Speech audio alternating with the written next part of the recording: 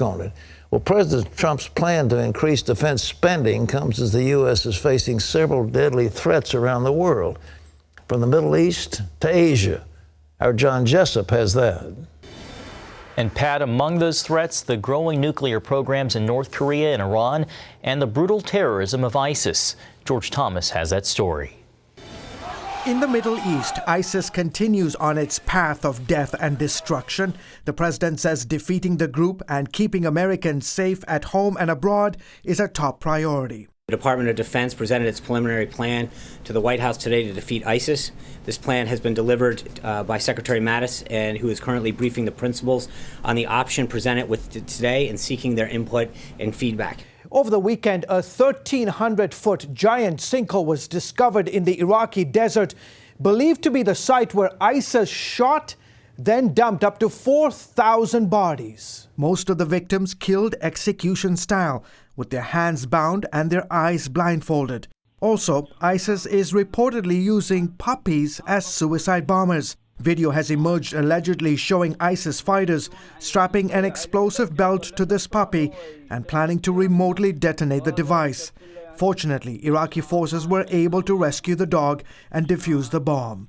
Meanwhile, west of Iraq, Iran's influence continues to grow in the region. Almost 2 years after signing a deal to curb its nuclear ambitions, the Ayatollahs, flush with billions of dollars from the agreement, are still testing their missiles and exporting their terror tactics. For too long, Iran has been funneling weapons and cash to their terrorist minions in places like Lebanon, Syria, and the Gaza Strip. They've gone to great lengths to develop nuclear weapons and ballistic missiles, and due to the disastrous end of the nuclear-related sanctions under Iran, they now have even more resources to devote to these efforts. And there's also the nuclear threat from another rogue regime, North Korea. Experts like James Woosley, former director of the CIA, warn that it's perilous to underestimate the communist country's atomic arsenal. 2 weeks after the North conducted a ballistic missile test, Woosley believes the country's weapons are likely more advanced and dangerous. Secretary of Defense Jim Mattis recently warned North Korea that America's commitment to defending her allies in the region is ironclad. Any attack on the United States or on our allies will be defeated, and any use of nuclear weapons would be met with a response that would be effective and overwhelming. The U.S. faces potential threats from countries like China and Russia as well. These and other hotspots make for a chaotic, dangerous landscape around the world as Trump begins his presidency. George Thomas, CBN News. Thanks, George. Pat, as George just pointed out, so much going on around the world. Well, this thing in Korea is very serious. We should be absolutely prepared to shoot down any missile, anything they launch. We ought to be able to shoot it down, and we should have in place whatever is necessary. The thing that we must be concerned about, and I don't see this in this budget, is the hardening of our grid against what's called an EMP, an electronic magnetic pulse. How does it come about?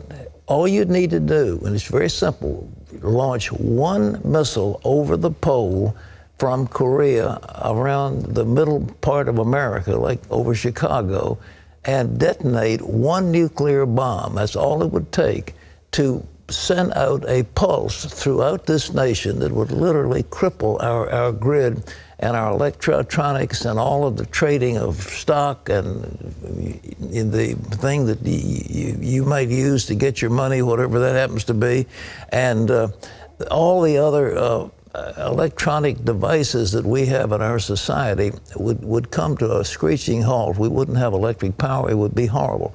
So a few $1 billion, not much, would be all it would take to harden those sites and to harden our grid. We need to do that. I don't think that's in this budget, but I sure hope and pray it is.